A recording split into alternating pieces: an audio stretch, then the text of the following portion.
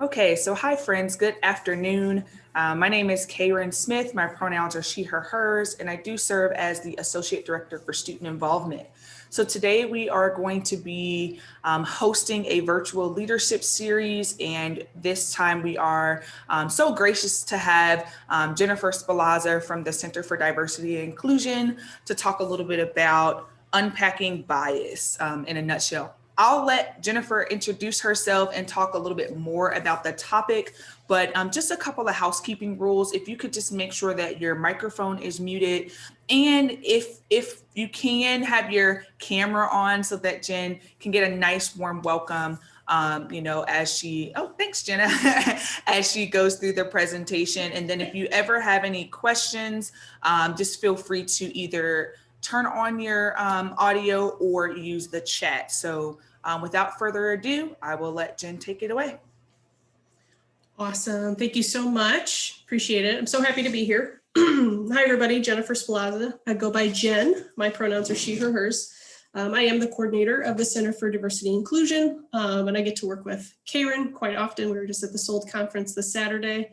That was a lot of fun. And then I actually get to work with, I've seen a few of you around at events, so I'm happy to hear some familiar names, see some familiar faces, and kind of just walk through just an article that was published by Deloitte University Press to kind of show you what the conversation is out in the business world when it comes to inclusive leadership.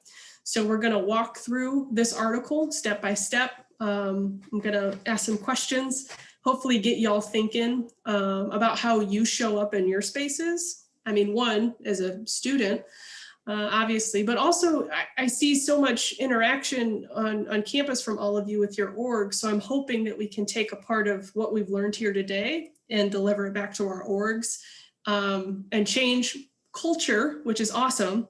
Maybe change climate, which is the longstanding culture. And then if you need to, maybe take a look at policies, take a look at some things that you have in writing. And and it might be like, oh, we should probably change this.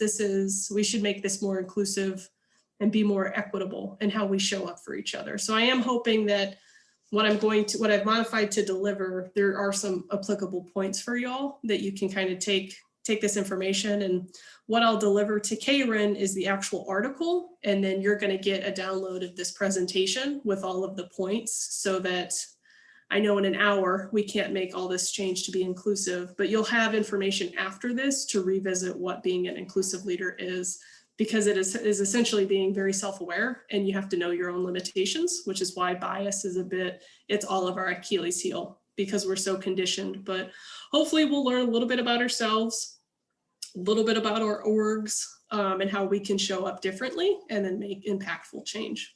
But in order to get some good data, I'd like to ask you to join me on Mentimeter. If you could go to menti.com on your, I know I'm sharing my screen, so if you have one screen, I apologize, but hopefully you'll get two screens soon, right, Jenna? Just kidding. Yay.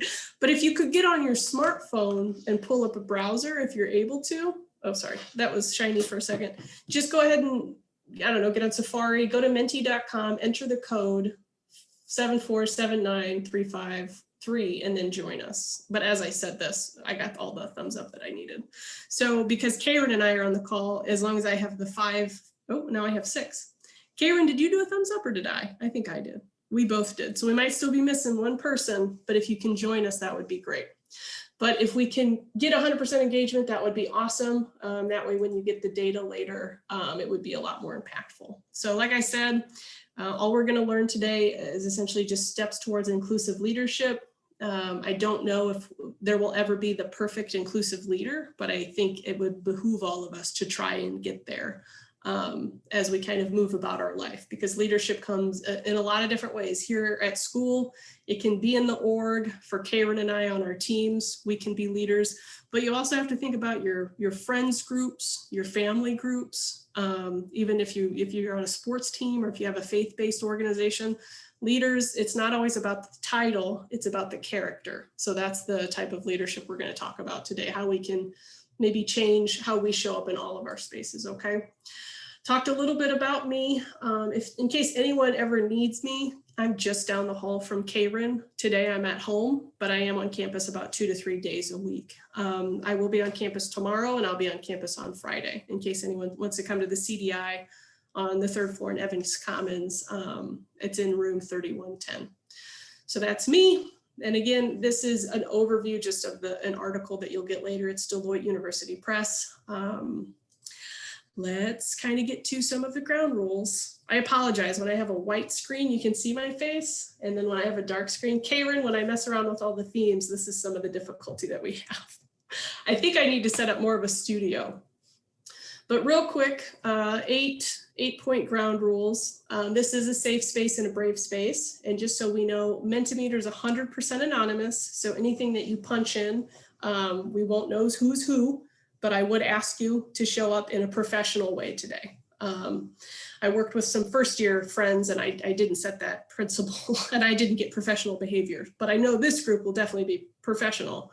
But let's kind of push ourselves and go for 100% engagement because we do have that anonymity, but like I said, keep it in a professional space.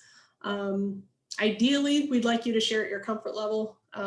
Even though I want 100% engagement, it's okay if there's one question you're kind of like, I really don't know, Jen, but try to push yourself to kind of engage with the information.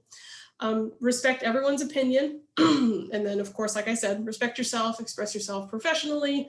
By the end of this, by 5 o'clock, it's not going to be like, awesome, I'm an inclusive leader. It's not going to happen right away. It's a long journey. I'm still on my inclusive leader journey. So it's okay that you kind of take this information and then maybe next week or in a couple of years, this information will be like, oh, I remember, and that's okay. But whatever you do, just keep moving forward. That's the best thing that you can do. And then knock on wood, we haven't had any tech problems up until this point. But be patient if the tech doesn't cooperate. Very cool. So those are our ground rules. And I think we're just going to get right into it. I'm going to ask some questions to get to know y'all, and then I'm going to deliver what the article said. And I'm going to try and customize some things so it can all be relative. But this is a yes, no, maybe. Do you consider yourself an inclusive leader? And I'll say, today on Tuesday, on February 9th at 4:09, do you consider yourself an inclusive leader? Don't think too much about it. Don't think about the future or what happened in the past. Just right now, how do we feel? Oh, cool. We have one brave person who said yes, and we have 5 brave people who said maybe. Very cool. Thank you for being honest. I appreciate that. Hopefully, I can't remember if I asked this question at the end. Sometimes I like to bookend questions to measure growth, but hopefully by the end, we can convert some of those maybes to yeses, and you can step into spaces knowing, I know how to do this. And even if maybe I forgot, I know who to call. I'll call Karen or I'll call Jen. So you can always rely on us if you forget. All right. Now I need you to think about this one. When you think of an inclusive leader, so I'm looking for a person, who do you think of?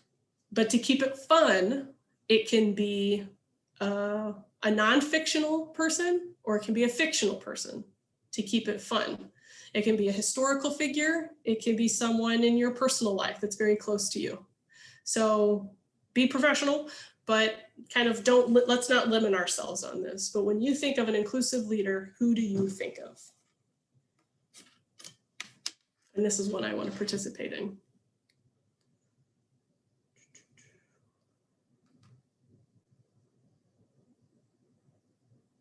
Just because I want to make myself laugh.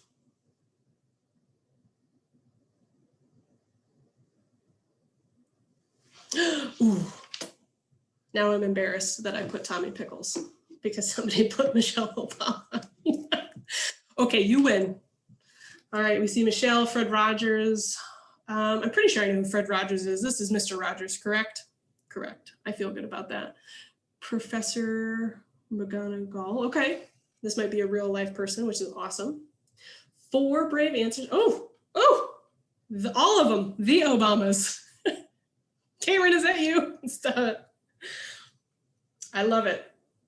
Cool. So I feel like the professor might be somebody in somebody's close circle. They might see this person every day. Michelle Obama, the Obamas, political figures, although I think Michelle's a lawyer. Pretty cool. Harry Potter, thank you for clarifying. If I admit that I don't know Harry Potter, is anybody going to leave the call? Don't leave the call. Stay on the call. Mr. Rogers, you got me there. Okay, 6 brave responses. I appreciate that. I went in one direction. I grew up watching a cartoon called Rugrats on Nickelodeon, and I always liked the little baby that wore the diaper that was the leader of all the babies. It was Tommy Pickles and his little brother, Dill Pickle, because it's hilarious. Okay, so now that we see who these inclusive leaders can be, we have somebody in mind. Let's kind of take it a step past that and let's qualify it. Okay, so when you think of an inclusive leader, or maybe who you just offered, what traits do you think of? So let's take a moment and think about what traits, characteristics, attributes, what do they do? What do they demonstrate to make them an inclusive leader?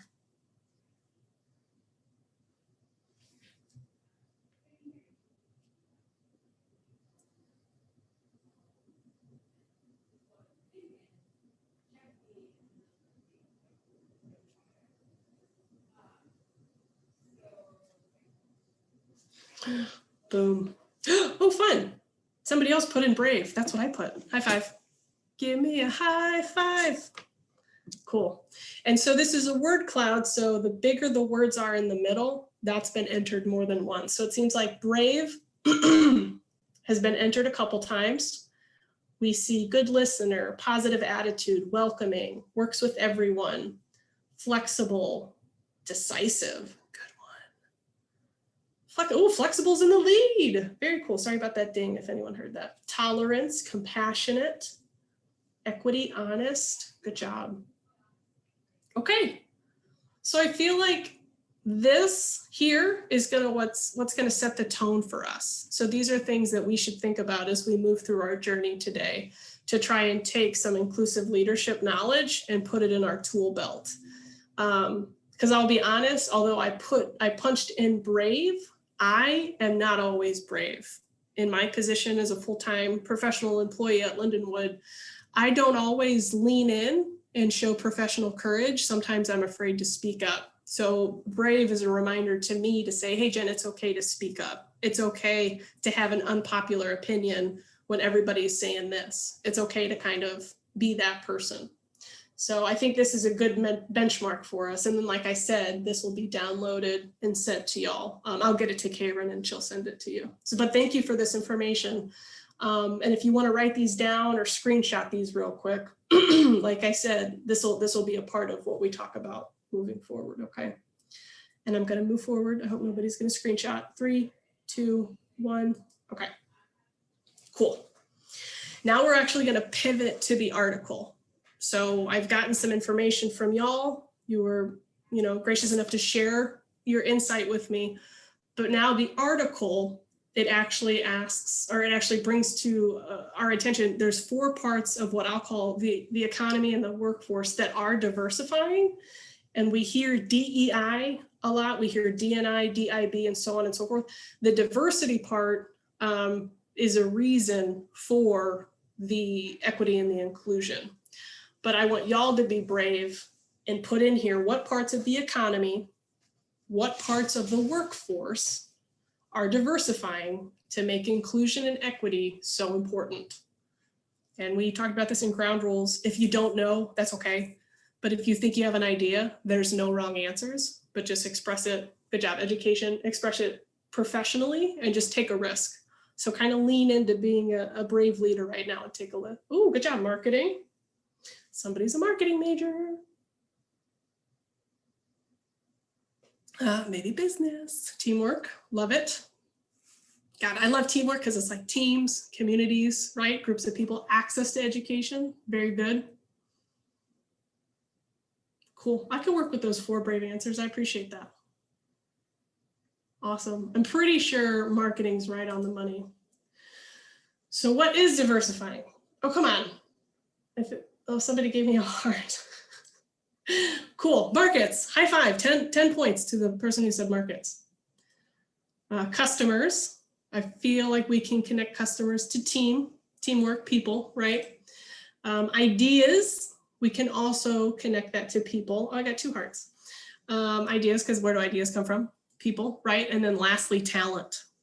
So I feel like y'all are pretty on to what's diversifying out in the world. The article just summarized it with these 4 points, okay? The markets, and then the people who are customers, the people and their ideas, and the people and their skill set and their talents, okay? And so if you're thinking about leadership in your organization, if you're thinking about maybe your next step going from college to career, think about these things. Think about these things as you build your LinkedIn profile and when you go to interview, because there's a reason that working, which you have to be brave, you have to lean into being inclusive as a leader, you have to lean into being equitable, which are very challenging. But the reasons is because across the globe, there's a lot of things that are changing, and it would behoove us to do these things. So let's keep it moving. We're going to get into what the article kind of breaks down for us, where we are, how we show up as people, and what parts of us we should be a little bit more in tune with. Some of it we can control, some of it we cannot control. Admittedly, my bias in a lot of my meetings, I'm realizing that I'm kind of like, hey, I have an idea. It might be my bias speaking.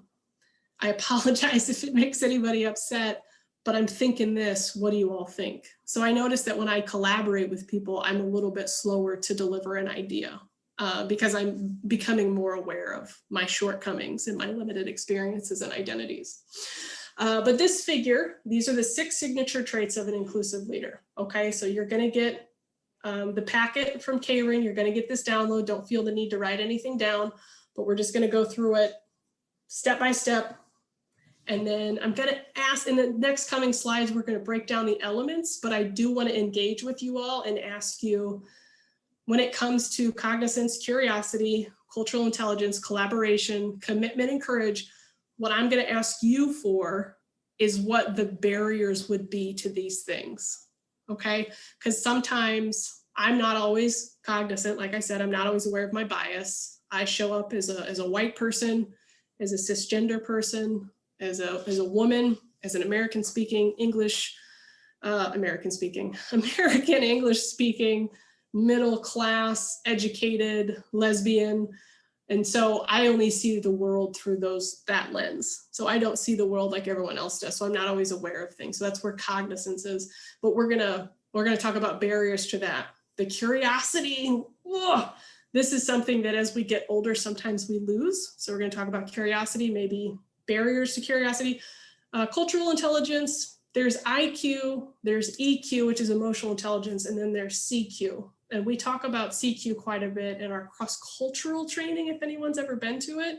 But this is definitely in a global sense when it comes to business. So CQ is very, very challenging. And I'll say it's challenging for me because spoiler alert, I've never traveled outside the United States. And so I feel like that kind of is tough for me to relate from other people from around the world. It's very challenging because I don't even have a passport.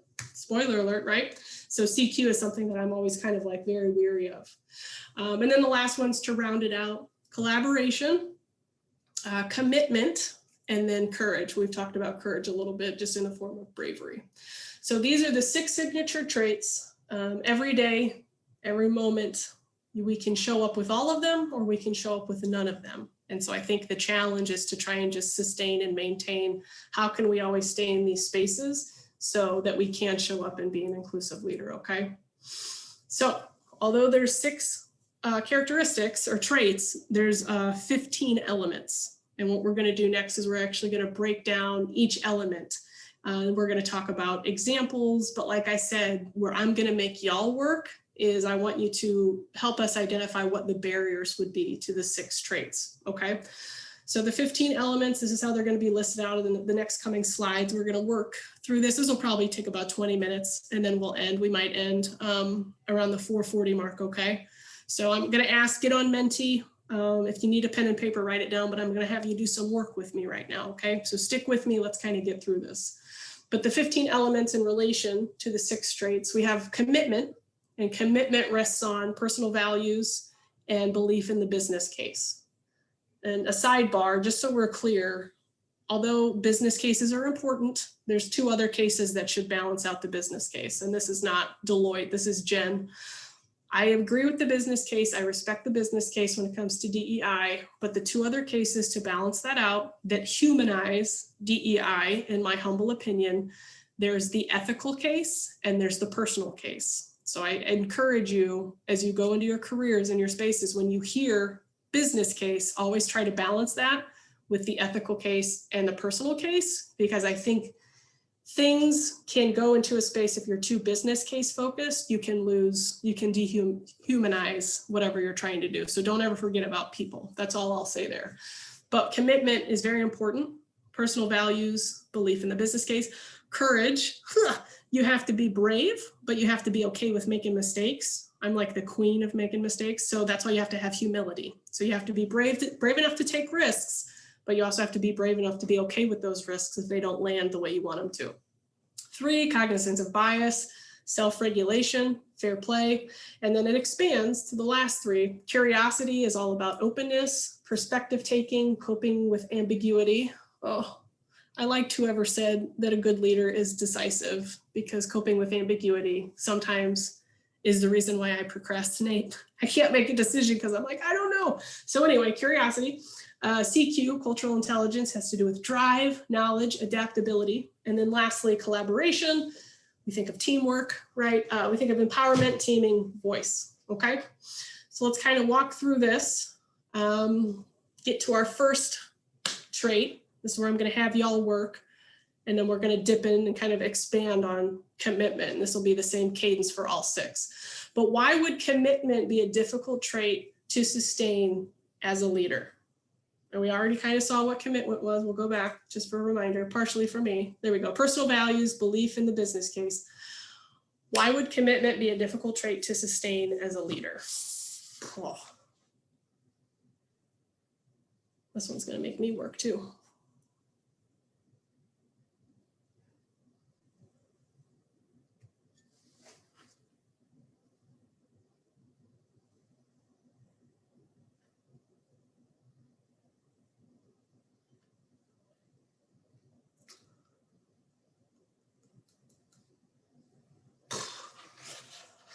Oh, in one word. Oh my gosh. I'm impressed. One word, burden. Because when you're a leader, you want to take on multiple tasks, and it might be hard to commit to just one. Ooh, okay. I like that. Thank you for that. 3 brave responses. Ooh, fear of making mistakes. Good job. Yeah, so I'm seeing that maybe the commitment piece, like, oh, I'm going to commit to this. I won't even try because I'm afraid I'll just mess up. Fear of letting people down, fear of failure. Commitment, it's a burden. Okay. Not being able to control the outcome. I run into this problem with my inclusive leadership, is that anyone comes to me and I always say yes. So I'm an overcommitter, but it's to my detriment for sure. Personal values might not align. That's really good. When you commit as a leader, if it's not sustainable, that's really good. Overthinking, fear of mistakes, trying to please the most. Oh my gosh, that's me. I don't fear mistakes, but I definitely overcommit. Oh my gosh, these are really good. Okay. All right. I might ask brave people to come on mic and speak. I'll pause. Oh, sorry about that ding. I'll pause at everyone in case anyone wants to share, because these were really good. But yeah, does anyone want to come on mic and elaborate on anything? And if not, that's totally okay. I just think these responses are so good. I think I might have something. Yes. Like, what if someone's personal beliefs don't align with the beliefs of the business? Yeah. If the organization they're with. So that might be a trait that could be a little difficult. So I agree. Thank you for sharing that. Like, for example, let's say if a business has more of a conservative belief, and let's say want someone with a personal belief is more opposite of the conservative side, like the liberal side, that could make it a little difficult. Mhm. That's like an example of that. Yeah, I appreciate that. Thank you. Oh. Thanks, Jason. Is there anyone else that would like to share anything about why commitment would be difficult to sustain as a leader?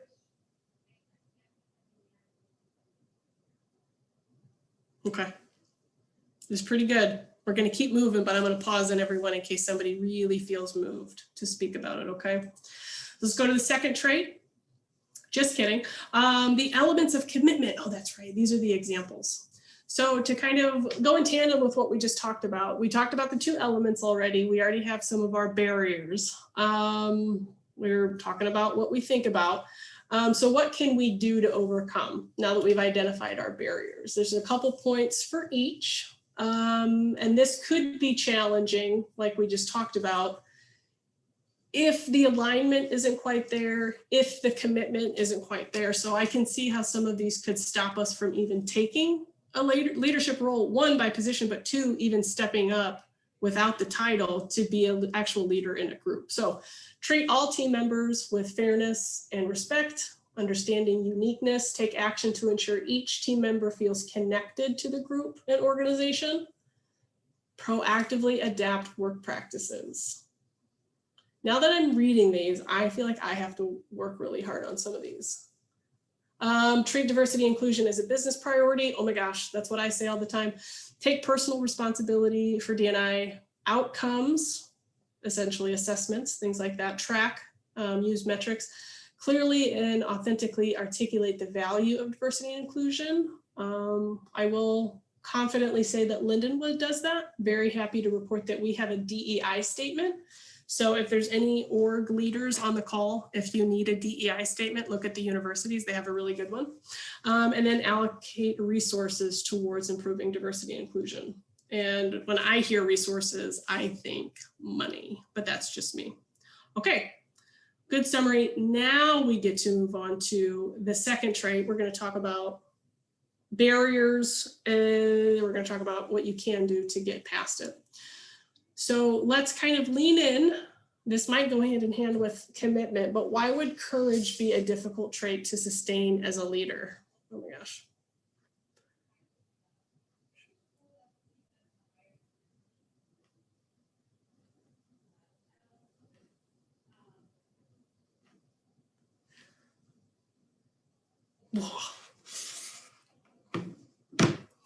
Ooh, fear of confrontation, facing rejection, fear of retaliation.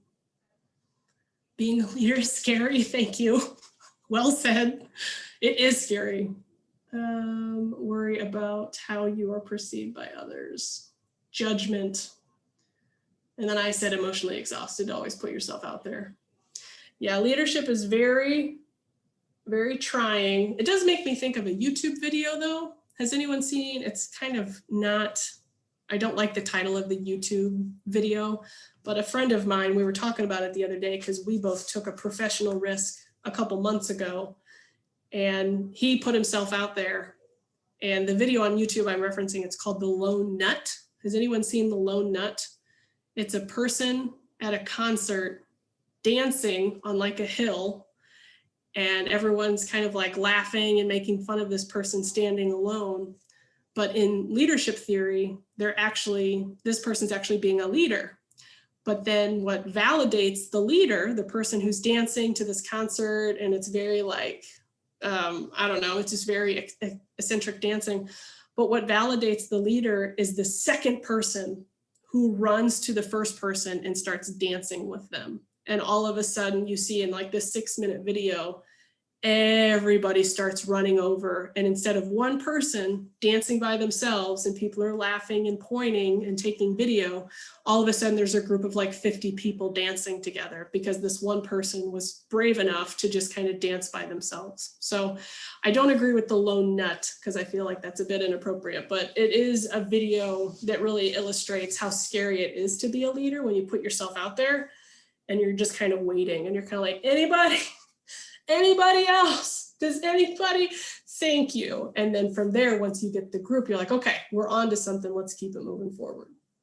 So a leader can imply that you are separate from the group. Ooh, but courage is best sustainable through a group. Ooh, good job. Okay. All right, now that we know our barriers, let's do the summary. We talk about being brave, but at the same time, when you take those risks, you have to be humble enough. So what can inclusive leaders do? They can acknowledge personal limitations and weaknesses. I think I said that a little bit earlier. I tend to claim my bias. I'm developing like a bias disclaimer when I work with people.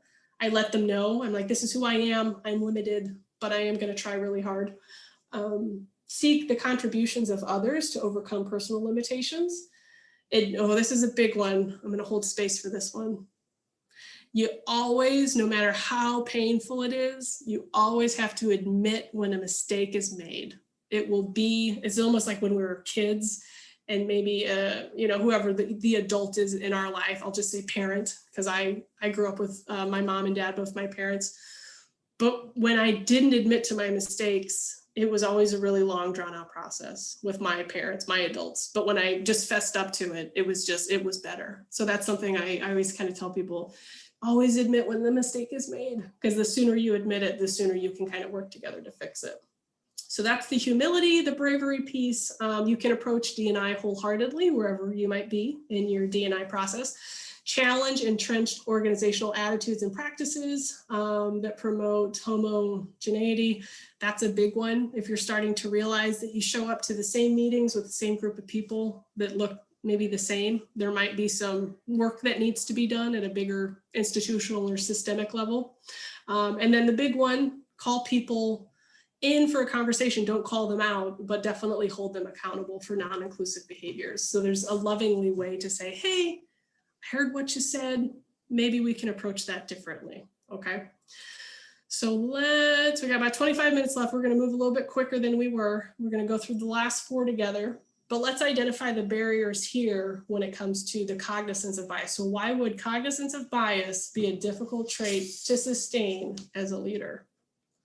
This one's almost kind of ironic.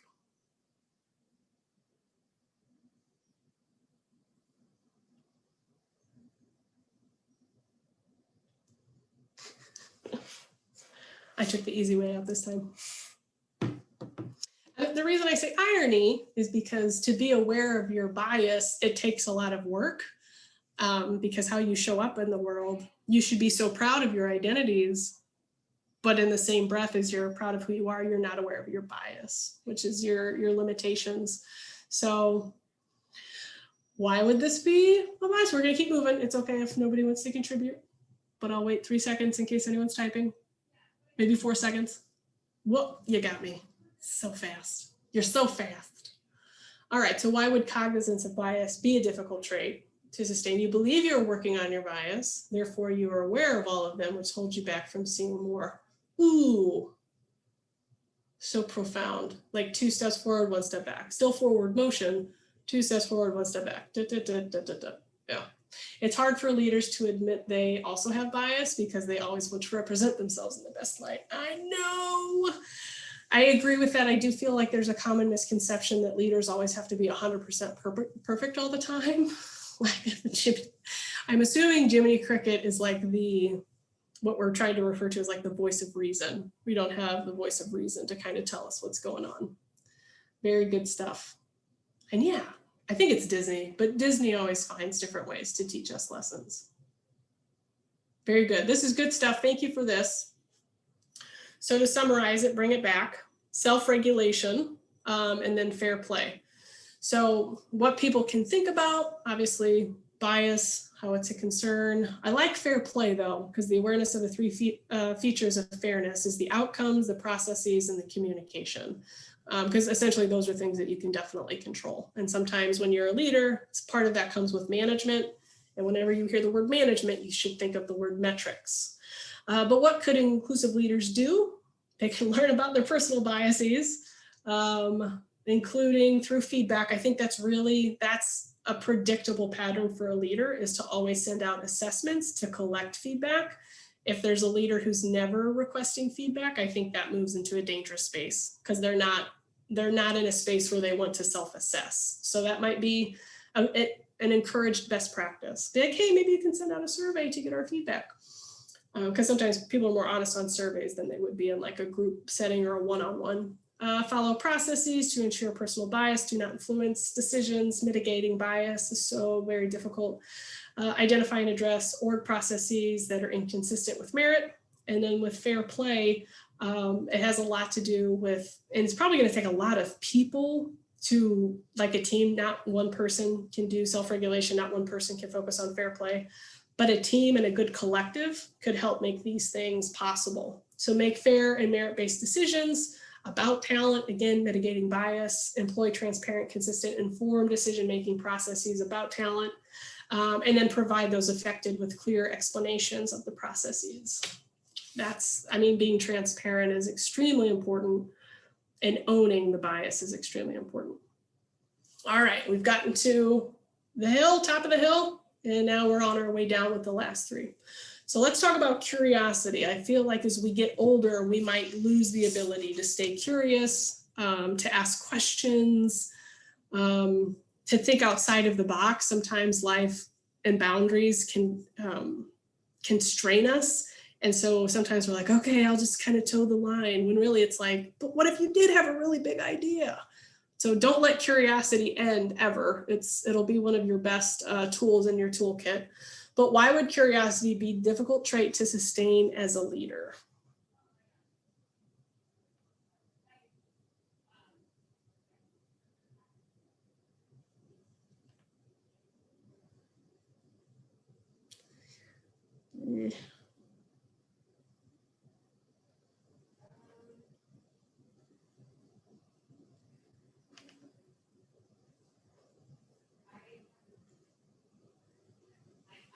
I feel like I could have worded that better, but I feel like that captures what I'm thinking.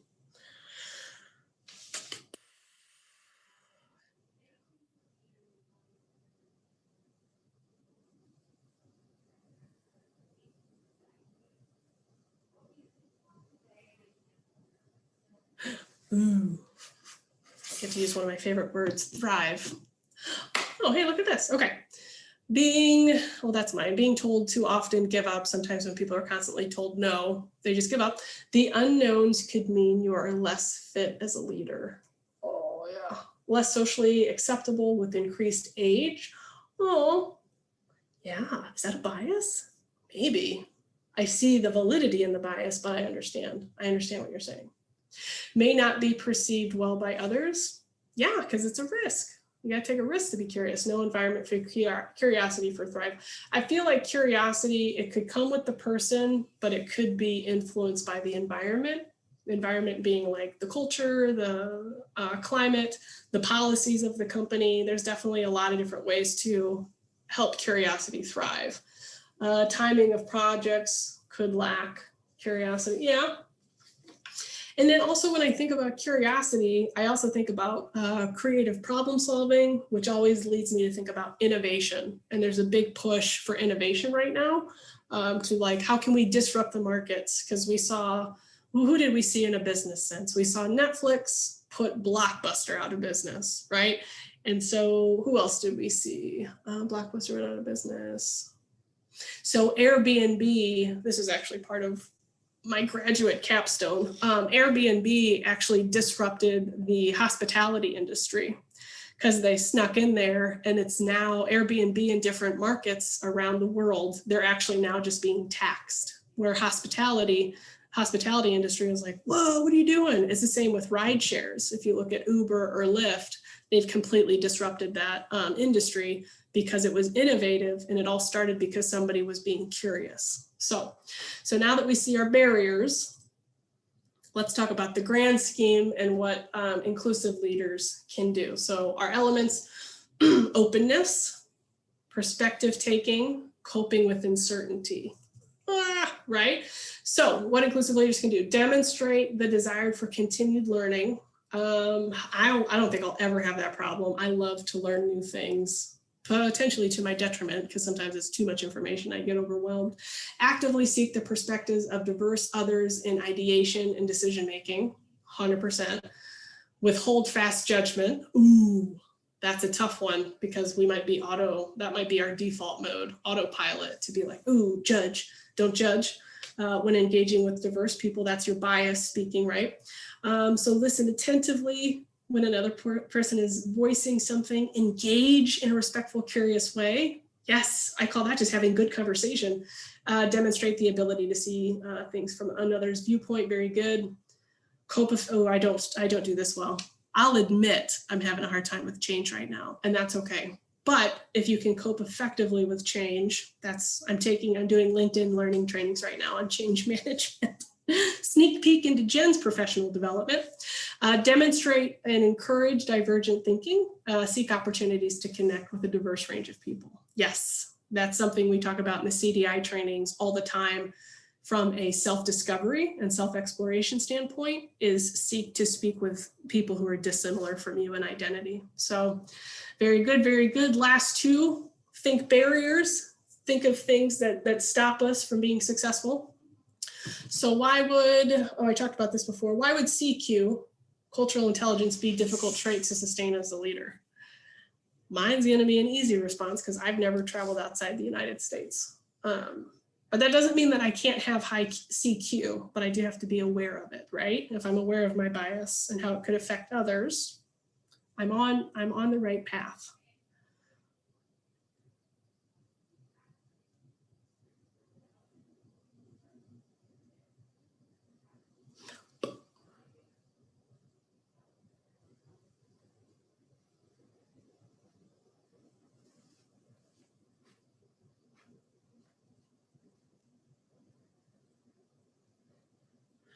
Whew. Boom. Boom, boom, boom. And I'm talking about CQ from like a global cultural sense, but it could be in so many other spaces culturally. If you haven't traveled, lack of experiences working with people that are different from you. Ooh, that's really well said. Thank you. If you're unaware of other cultures, right? Leadership position is stagnant, doesn't allow for experiences. Ooh, good job. Yeah. So if you're not getting what you need to flex in CQ in your position, you have to look for those extracurriculars. So you might have to join another professional organization outside of your employer. Good job. And that's only from like I work here, but that could be in any leadership. If you haven't traveled to highly traveled countries, right? Personal bias could get in the way, 100%. Inability to travel, good job. Some people don't have that ability. That is could potentially be a number of reasons. My bias almost came out, but I stopped it because I was going to give examples, but that I don't need to give examples. Okay, so CQ, difficult to sustain. Now let's talk about overcoming it. So there's drive, knowledge, adaptability. Whew.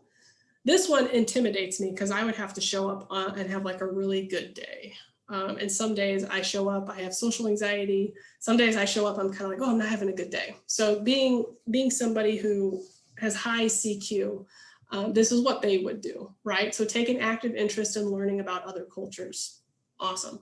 Seek out opportunities to experience culturally diverse environments. I will say, if people have the ability or means, the greater St. Louis area actually has some pretty awesome culturally diverse festivals.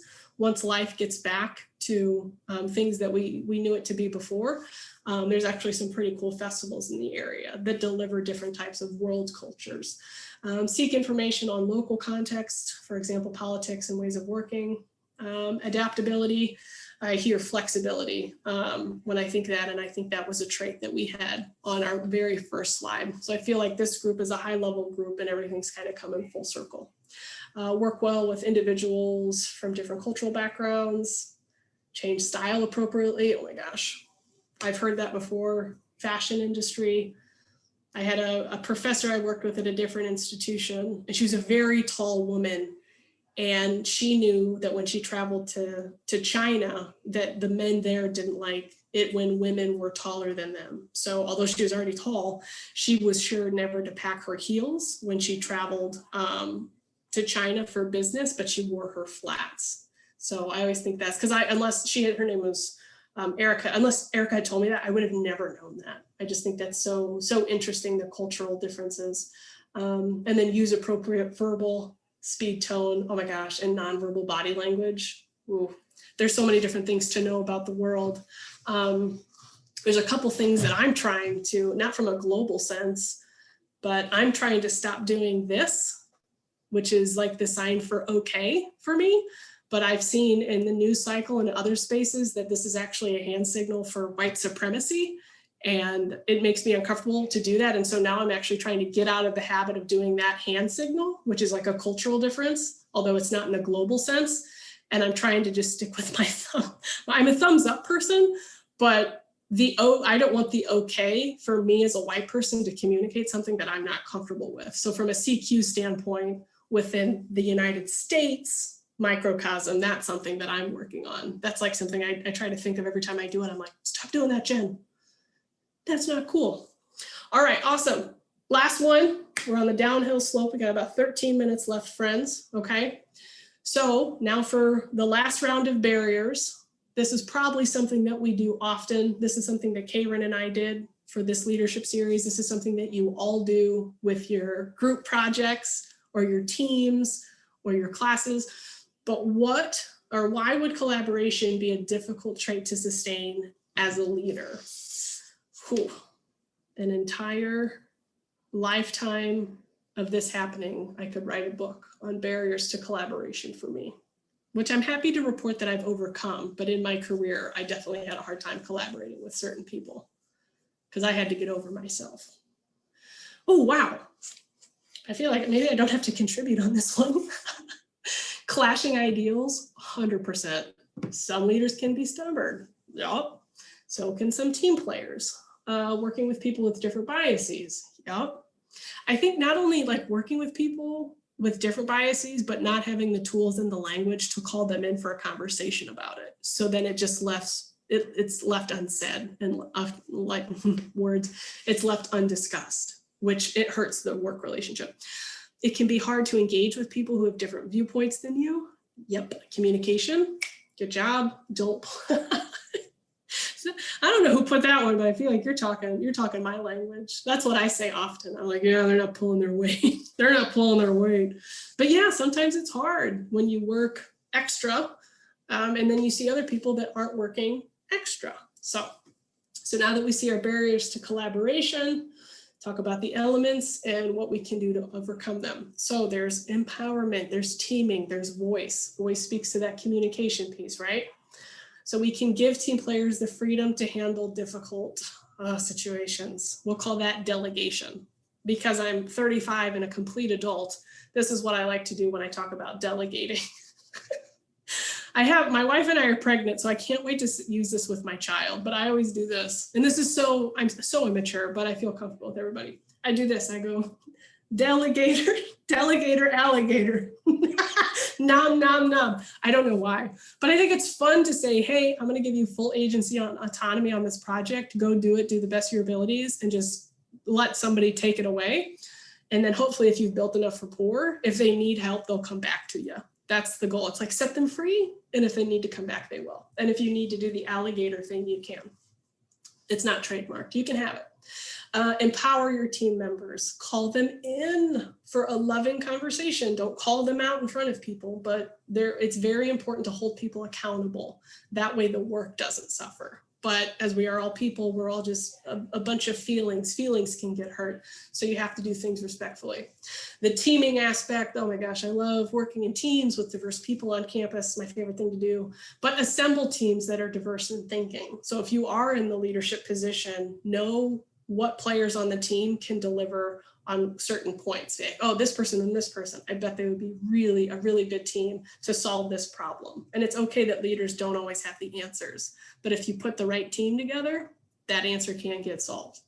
Work hard to ensure everybody respects each other. That comes a lot with like cultural norms, setting expectations, and anticipate, take appropriate action to address team conflict when it occurs. Oh, I just did it again. That's super important. And then with voice, create that safe environment where people feel comfortable to speak up. If you notice that you're having team meetings and nobody's speaking up, there's probably something that needs to change about that. Explicitly include all members in discussions. Yeah, and then always ask follow-up questions. Did I answer your question? Does anyone have clarifying questions? How can we spend this time together?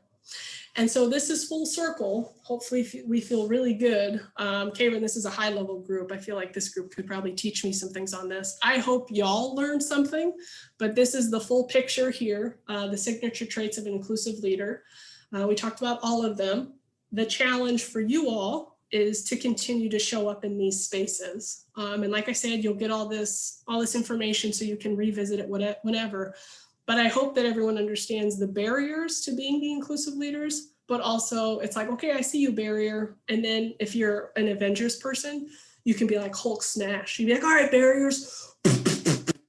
And you can just bust them over. That's my favorite thing to do in the CDI. I'm like, yeah, there's barriers, but I bet I can punch them away because this is how I punch. So this is the big picture. I do appreciate everybody's time today. The article also delivered the org positioning. We've talked very much about individuals, but for you and your orgs, these are the things that you can do. Like these are some things that Karen and I could talk about in our team meetings and bring to the greater Lindenwood community. But wherever you are, you could talk about strategic alignment, talk about different recruiting practices, the capability and the competency management. Everything that we do oftentimes is performative, hence performative management. My number one love language is words of affirmation. So I relate to rewards and recognition. Some people do not. So that's a difference in some people. Some people really don't like being recognized. There's also leadership development, which is essentially what you all are in. So good job, you're on your way. And then there's the system integration, which for me, I interpret that as sometimes we have to work for our technology, but if you can get your technology to work for you, you're on the right track, okay? All right. Oh, I did bookend it. High five, Jen. All right, friends. This is the moment of truth for Jennifer Spellazza. Did I convert any of my maybes to a yes? No, we started with one yes. Yes! Karen, I converted somebody. High five. Whoosh. Nice. And it's okay if it's a no. My feelings won't be hurt, but it's okay. You're also still a maybe. I feel like a lot of my bias might be influencing this, but go ahead and just respond. Do you consider yourself an inclusive leader now that we've kind of qualified some things? And that's okay. Thank you. Thank you for that maybe. I apologize if I haven't quite converted you, but that's okay. But I will take it. 5 brave responses.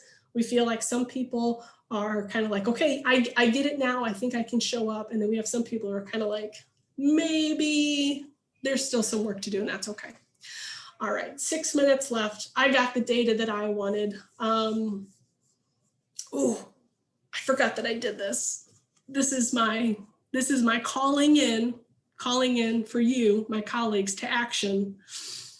What will you do to be a more inclusive leader starting now at 4:54? We had gotten started about 4:08, 4:09. But since all that time and information has elapsed, what will you do to be a more inclusive leader starting today?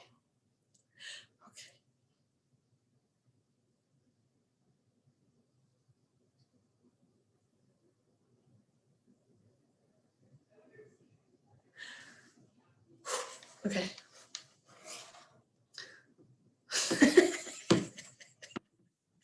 I like that. I like that. Check myself before I wreck a situation. Continue, that was me, continue to use my bias disclaimer. Work on the traits that I need to improve on. Right. Like, Jen, that's all you asked us to do. I'm just going to work on those traits. Doesn't have to be anything special. Oh, that's so profound. Thank you for that maturity. Respond, but not react to other people. That's really awesome. Good job. Good deal. All right, I apologize. I always get really excited. And then sometimes through my presentations, I lose my voice. So I have to continue to drink water. Okay, these are good. I feel like you're all on the right track. That's about everything. And then this is the 6 signatures article that I'll be sending you. But I do appreciate everybody's time today. This was wonderful. I hope that y'all learned something from me. But yeah, this about does it. Wait, can you still see my screen? Is it still being shared or no? Yes. So hit the red button that says stop share. Okay, there we go. Karen, this was fantastic. Thank you. No, thank you. Does anyone have any questions for Jen? We have about 4 minutes.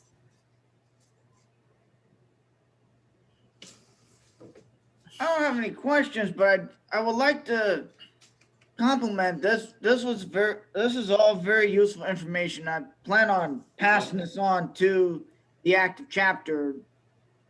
Let them know that like some of these important traits. This would help with like, especially with like passing on with like recruitment and get us ideas of how we can engage more with the institution itself. So Awesome. it was a wonderful presentation, and thank you for this. You're welcome. Anyone else have any other questions? I'm going to go ahead and stop the recording so that we don't have this